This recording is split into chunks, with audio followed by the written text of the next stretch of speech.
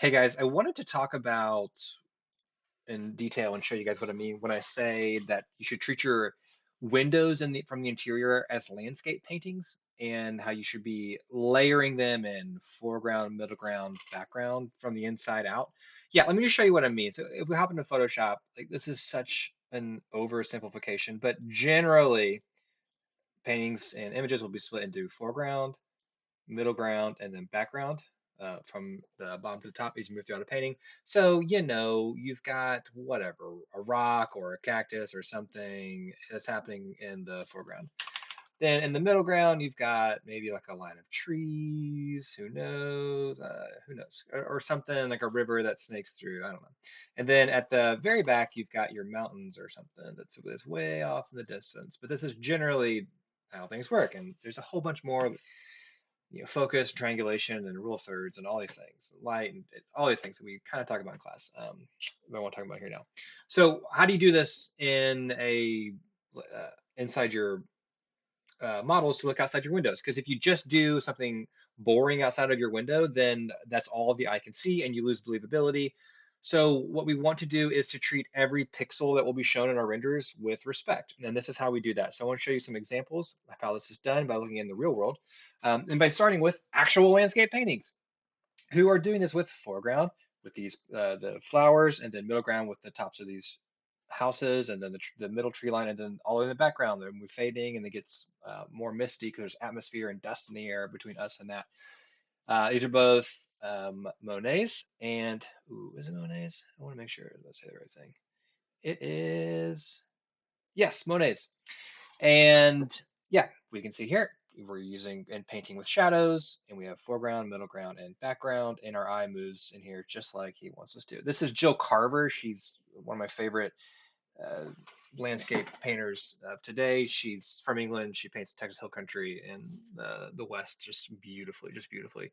And here you'll see foreground, middle ground, background. This is just what artists do. And we're designers, we're tidy artists, but we should be doing the same things. So this is Elle Baker. I'm just saying it can even happen in oversimplification, not oversimplifications, but in just really stylized, modernized paintings. It even happens there too, right? Foreground, middle ground, background. Yeah. So how does this apply into our industry? Well, here's Casey Dunn. He's a photographer, architectural photographer out of Austin.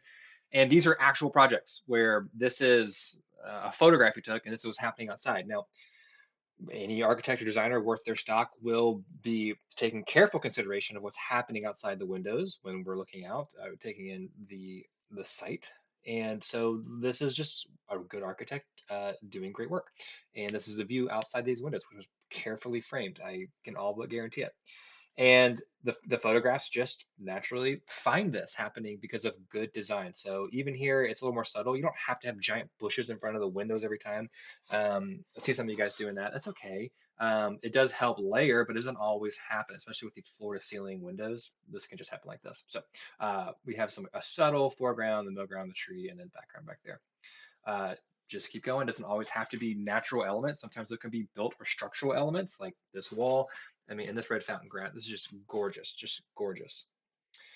This is not Casey Dunn. This is Lake Flato. And you can see that if this is a real photo, but if this were a render, it'd be like, oh yeah, that was really strategic to layer in some um, bushes here in the foreground, and then have the lake or river or pond, whatever that is, and then middle ground, and then background fading back. A little less of a blur, but a line between middle ground and background, but you can see the layering happening here. Also, Lake Flato, I just wanted to show you courtyards and small enclosed spaces, not just wide vistas, right? So you can still start to layer objects and layer interest. And mind you, these are architectural photos to show off interior design, but look how many pixels the outside takes up. It matters. It really matters. That's one of my biggest points in this. Once again, Lake Flato. This is for to show off architectural interiors. But look how much attention has to be paid to the outside and the landscape when we are creating these images from scratch. We can't just point the camera out the window and say, look, it's gorgeous outside. We have to make it gorgeous outside. This is one of my favorite projects from Lake Flato. So I want to show it happening in two windows so you can show the consistency. of light and the images, and this is just it's just the same landscape, it's just two different windows. So you just need to be consistent with what you put across. I'll show you what I mean here in a second. Yep, another one looking out. Nice foreground, middle ground, background. Very clear here. It's a project that I've worked on, and so we're looking here mostly just we this is the entrance. You walk in, you see this breakfast box, and you look out, and we frame this window for this view. And they've since planted some things in the front to have a little more foreground. Middle ground would be these oaks, and then the background would be the hills of Northwest Austin, right? So same house, different views, the bedroom, and you can see a similar thing happening. They have since planted since from here. This is like a January photo, but yeah, there it is. Then, oh, that came out real grainy. But what this looks like is you finding photos online and incorporating these into your SketchUp model. So let's use this one just as an example. I hope and think it will work. So let's find out. So here's my project. I've cooked this side pretty well. I've done some of the inside, not a ton. But let's just imagine, like, here's a space. It's not done. But let's imagine that this is the view for whatever reason. This is not a good composition or frame. I'm just showing you this technique. But let's say I had a big window out here and I needed to cook the outside because like these scenes, like look at this Casey Dunn photo, you know, almost half of this picture is the landscape outside. So we need to make sure that we do this really, really well right here. So I've got D5 open, and so it will want to show, here we go, the light in the same way. And if this is the final render, then I need to pay attention to what's happening outside. Okay, so in SketchUp, here's what I do. I've got my house and I got the outside, and I'm just going to find a photo. And the one I showed you guys from the Google slide presentation, I'd literally just drag and drop it in here. Yeah, super easy. I will then rotate it. Let's just rotate it this way real quick. I need to prop it up 90 degrees. 90. And here's the big trick is I need to get it perpendicular to my camera. Meaning, I'll show you guys in Photoshop. Make new layer, hide this one, that if I've got my house right here, and here's like the kitchen area that I'm working in, and here's that window, if my camera is right here, looking this way, then that photograph needs to be perpendicular to it, right there. And so when I look out this window, I'll be seeing this scene, I'll be seeing it dead on. If it's askew, then it's going to come off at an angle and that is going to look really weird. So we want it to be just like this. Cool? Okay, so I will just click it and have it highlighted like selectable, go back to photo mode and look, am I good? Nope, not at all. But I'll just move it into place. It's very large. I'm gonna move it down because that log is unimportant. And yeah, this might work. I think this photo will at least work for an example. So let's now get it perpendicular. I will go into top plan mode and just rotate this thing on the blue axis. So this should be close. Let's check it out. Closer. Like that's almost good. So now I need to make it fill the whole frame. So I'll just scale it up. Go back here. I need to move it down again. And it's not bad. That's not bad. I'll need to do a lot of layering and scattering with stuff happening here on this actual landscape, which is the real topography from the site that I got from AutoCAD, and then use the sandbox tools up here in SketchUp to make that work. So it's working on this window, but not on this one. So I will just grab this photo and I will move a copy of it over here. I'm probably going to rotate this one 180 degrees. I'll show you why. Oh wait, I didn't move a copy. I just copied it. Let me just move it. So I'll move this 180 degrees, and because I want to show this tree. I want this tree to be on this side as if it's, you know, the same tree that I'm seeing from both windows. And so I'm going to make this one perpendicular, I hope. To, yeah, it's just way too close. Not a problem. We'll move it back, go back to my view with it still selected so I can move it again. I'm just going to nudge it over. Something happened where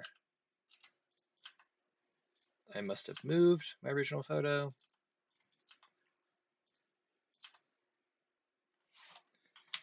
Okay, I can move it back.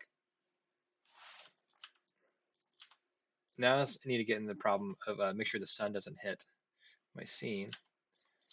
That's pretty good. I can get some brush to cover up that log right there. But this guy, not sure why this guy moved. Not a problem. Let's move him back in place. And come on. Cool. Pretty believable. Looks continuous throughout. Yeah, that should be fine. Go ahead and save this and check in D5 and see what's happening. And I'm just going to move between so I can see. And yeah, I can see that there's photos happening up. Like something looks like there's, something's going on out there. This isn't entirely the best camera view to see this. So I'll just bring this in maybe 18 so we can see this. 22, let's do 22. Yeah, gives a better view. This glass is not working. I will just take it off for a second. Just for this demo, I'll move it down 50 feet and I will move it back later just so we can see what's happening. Yeah, not too bad. It's a good start. It's not a bad start. My sun isn't clipping behind it to where it's got my insides in shadow, so that's good. And so I feel confident now moving into D5 and dressing this thing up. So now that it's here, I can then start layering some landscape. I'll go to assets and go to model and go to nature. And hopefully, I mean, it's really hard. Most people don't have oak trees like are in Texas. So it's a little hard to find, but what I will do is find something, something, something. Now, you also notice that color plays a large role in layering things. So I don't just want to choose trees that are the same color as that oak tree back there, but try and find something a little different. Like this red bud is way too different, but that's not a bad idea, is to find something that you can layer with. So something like this. Yeah, let's just do a bush for a second. Come on. And I'll just put him right here. I will scale him up a good bit, go back to my view and just see where that sits. Yeah, that's not going to help us at all. Let's see, this is that plant. So get out of place mode and just put him right here. And okay, that's one down. And then, I'll just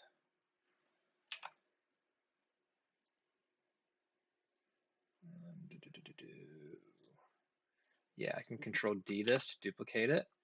And I'll put one right here. I'm in SketchUp mode in my brain. I'll move him up a little bit just so that will come through that scene. Okay, so imagine that I would then do this all the way across. Or maybe I'll just do it real quick.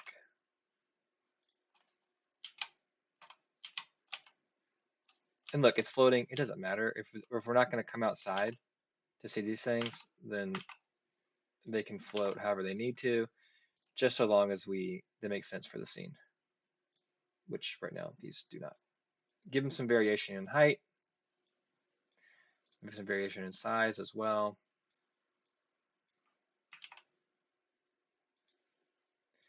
Make sure they're not clipping anything. Okay, not bad. I will then want to do something to hide the seam of the photo and the landscape. So I will then come into assets, probably find some grass for this, like a tall grass. Oh gosh. I mean, to be honest, this process is a little ridiculous. I don't want to do the whole thing with you right here, but I'll just show you, oh sure, this thing. And I'll drop this guy right here. That feels wildly out of scale. So I'll drop this down to, let's say, 500. Nope. 1000. And then go back to my view and see where that's sitting. Yeah, it's not sitting great, but that'd be fine right there. Honestly, at this distance, this may just be like a nice middle ground object, even though it doesn't feel like it fits this environment. But in SketchUp, I could put in something really cheap. Let's go to warehouse and find some grass. Something really, really, really small. I can duplicate a lot. Oh gosh. Yeah, let's do this. Put it right here. Is that 3D model? Yeah, it is. And I will just do a lot of these. And I'll put them at different distances from the camera.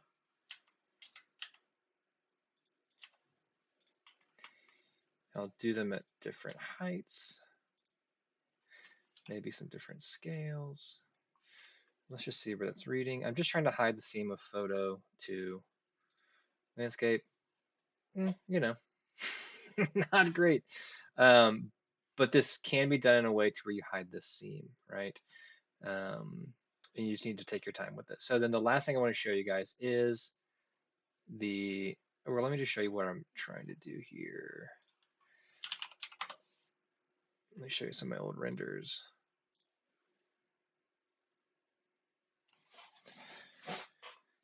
Okay, let's see, where is this happening?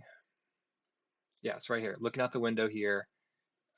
It looks like this is just looking into a little reflective, but we've got a photo back there and some trees that are making this look like, yeah, it's a believable landscape on the outside. Here as well, this is a mixture of a photo, and then I modeled the garage and the fence, and then put some grasses out there. It looks like, yeah, whatever's happening outside actually exists. Same here, looking out the window, fountain grass in the front, trees, and then trees in the background. This Inscape, so it really cooks that light a whole bunch. Here, same thing. Got the fire pit, a ivy wall, and then grass up on the hillside. Oh, let's see, where else? Yeah, this one's in Colorado. Some tree assets, and then an actual photo taken from the site, just so this was actually what you'd be looking at when you wake up. There's one I was thinking of. Yeah, this one. This one, assets in front, and then scattered grass out here, and then asset of trees, and then photo of the river in the background. This is all fake. It's all fake, but it works. That's how you would change for here. So this is all like cheap, quick stuff. Use good assets up close, and then cheap assets in the back. And then let's do a little bit of scattering here. So the scatter asset works. You will have to select what you want to scatter on. So you can choose your ground, and if you don't want to do a whole ground, then come into SketchUp and just model like a small plane of only what can be seen from your camera. And then so like if I had that right there, I would only scatter objects. That's pretty close actually on that thing, which is great. Um, that would be that would not chew up a bunch of memory or RAM when doing this. So I'll go back to D5 and I can choose this object and go to scatter. And actually I'm gonna do it from here. Go to here and then scatter. And then from the free only, you can only really do this meadow. So let's just do this.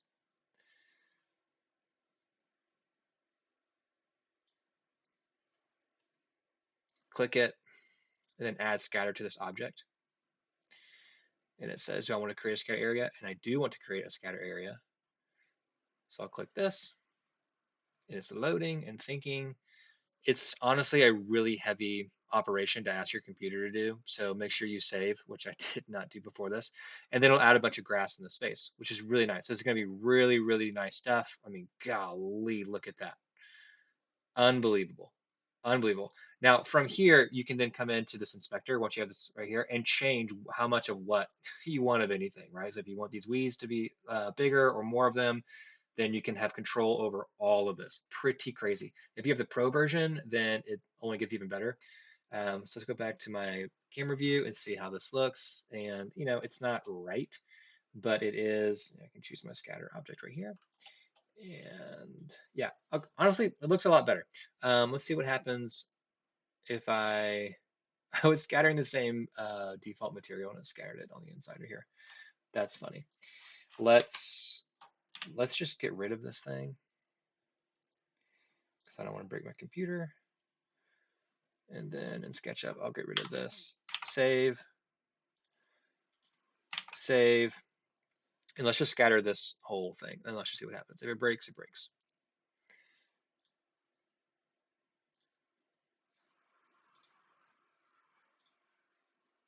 Fingers crossed.